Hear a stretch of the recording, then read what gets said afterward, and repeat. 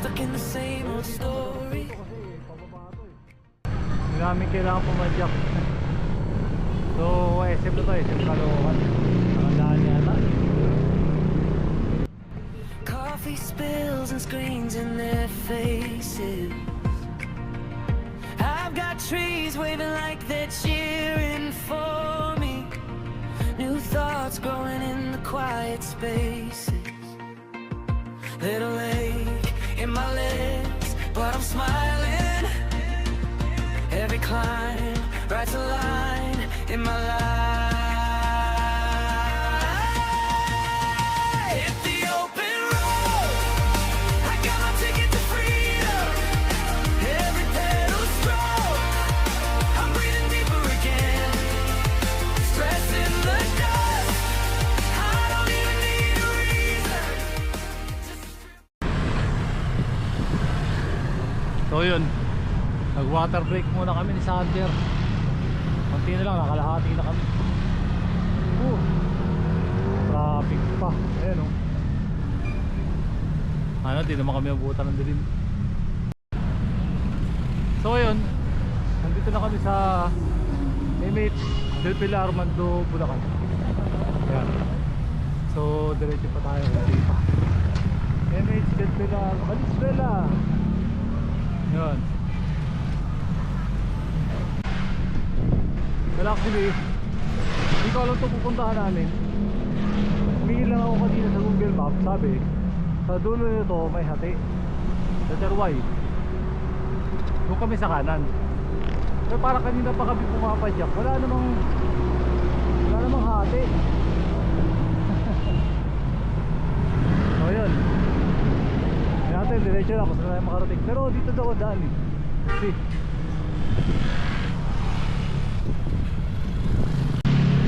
Ayun, dito na kami sa Barangay Palasan. Grabe yung barangay hall dito, ganda oh. Sana all. So yun, munti pa.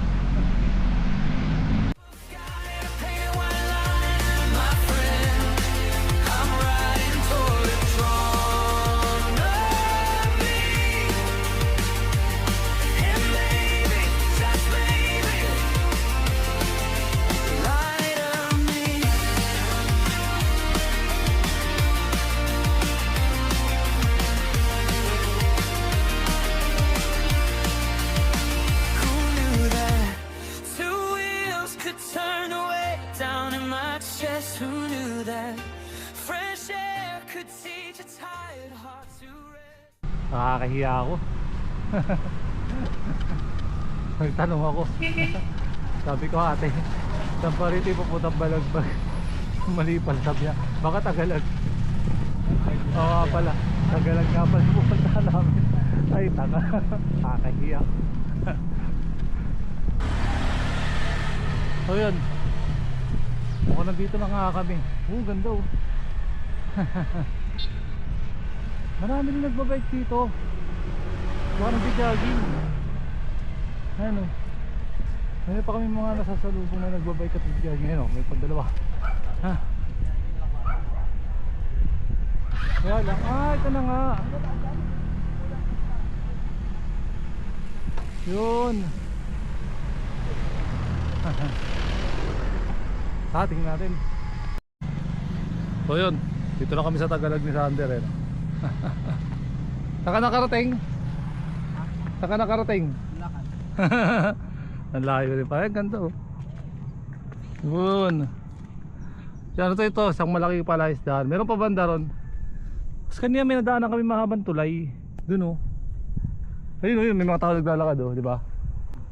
Pero mamaya tayo punta kung kaya ng oras natin. Punta muna tayo sa dulo, maganda rin sa dulo nito eh. So tara. Layo natin sa Sander. So ayun, tara. Padyakin natin yung kabilang side. So yun, pansin ko pasyalan to ng mga siklista. So dati nagpunta kami rito nila, siguro 2022. Di pa ganito kaganda. Maganda kayo, marami ng kainan eh. Bagay, pandemic nun nagpunta kami.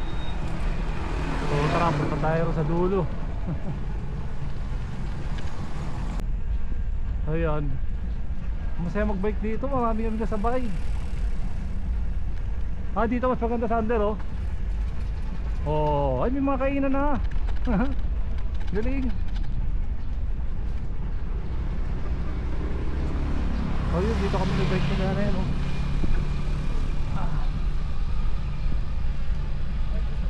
Wow.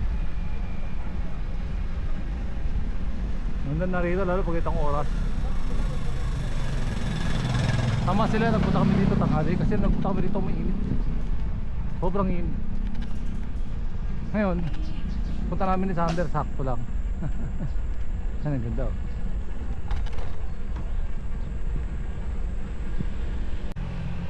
So yun, may nalagpasan kami parang park.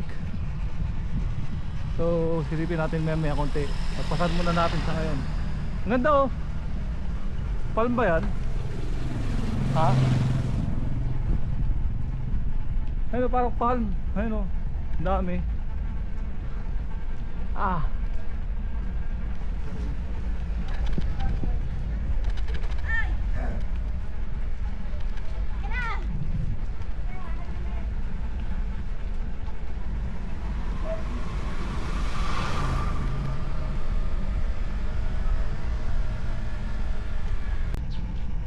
So yun, may mga fishing resort na rin pala rito ayun, katulad ng Tataselo yan. So ito na yung dulo. Makikita na kayong dulo. Oh, ito na meron sa roof? Wala. Dulo na nga. So nandito na kami. Tignan pa natin kung ano dulo nito. Let's go. Wait, swimming pool. Gusto mong swimming, Sander? Yun o. Pala isdaan. So hindi pa dulo. Ganda na araw. Wow. Masarap mag-bike dito. Yeah.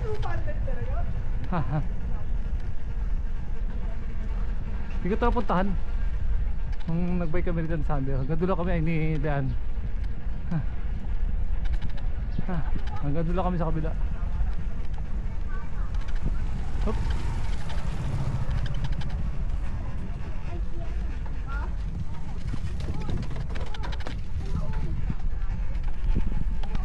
Wow, ang ganda.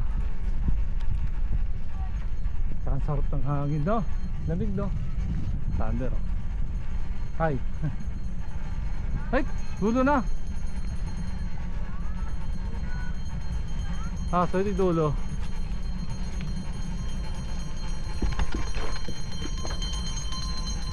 Ang dulo ay parola na ginagawa.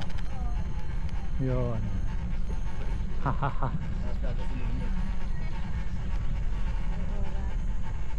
So hanggang dito na lang tayo.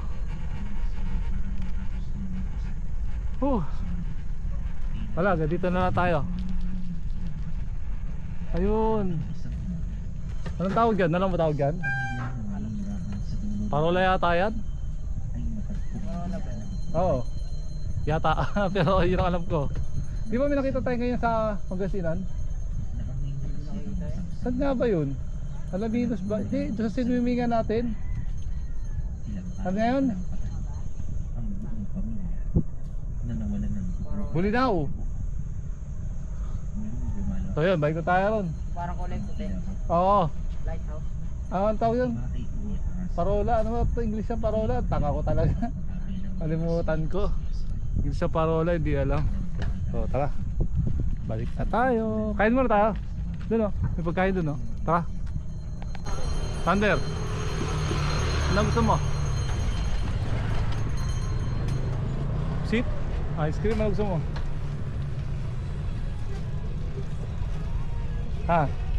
Salita. Ganda ng bahay, nakalutang oh.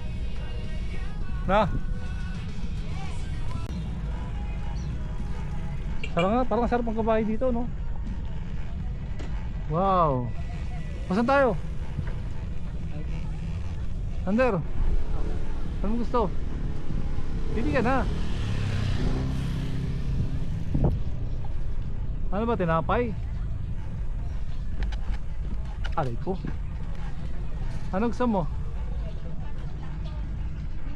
Malaki. Thunder.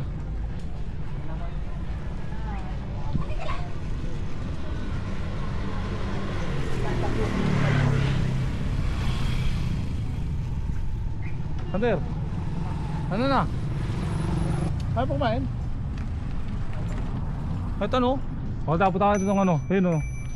Rosal Street. Tara, pasok tayo. Ya. O, ayan. Ano nakikita mo sa dulo, Sander? Ito ka. Ano nakikita mo sa dulo? Ha? Di mo alam ano yan? Hindi rin alam, taas natin yung tripod. Ano, kita mo na? Ah, dami no?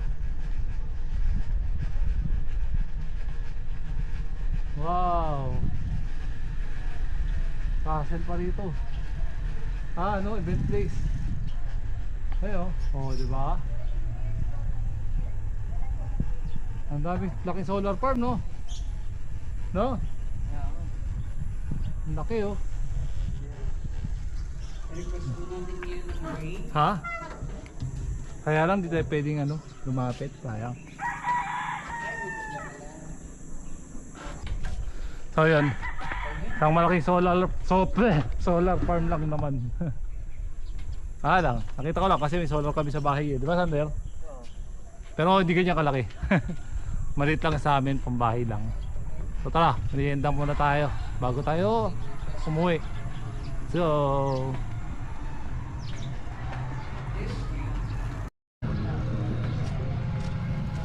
magne-native egg kami. Eto, nakita kami. Okay pa kaya to? So, tara, natin.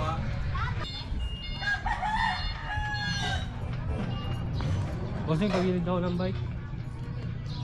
Ay. Pagilid ko.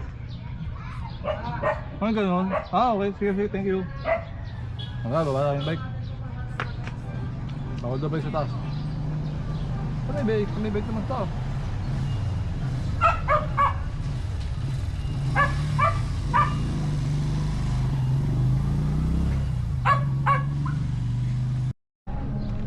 So yun, lulubog na ang araw. So gagapang na kami pa uwi. No. Ano masasabi mo? First time makarating dito. Hindi ko alam, malayo. Malayo ba? Parang. So yun. Ito yung unang achievement ni Sander. Balagbag. Ay, Tagalag. Yan. So uwi na kami next time. Tingnan namin kung saan yung susunod na mas maganda. So yun, pabalik na kami ng Tondo. So napansin ko marami ng kainan dito.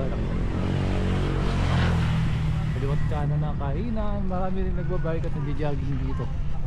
So yun. Akala ko katulad pa rin ng dati na walang masyadong ginagawa pa. Konti pa lang kami nagpupunta dito. So ito yung unang achievement ni Sander.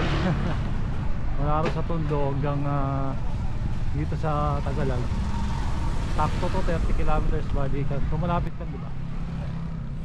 Kasi ito yung parang pinakapahinga. So tinignan ko sa ating tawag dito, GPS. Sakto yan eh, no? 17:21 to ngayon. Kasi nga mabot pa kami hanggang doon sa dulo. Lumaan pa kami hanggang doon sa solar farm. Kalahati pa lang pala yun. May dulo pa hanggang doon sa Parola. So yun lang, enjoy. So sa susunod na biyahe, tingnan ko kung saan kami makarating ulit.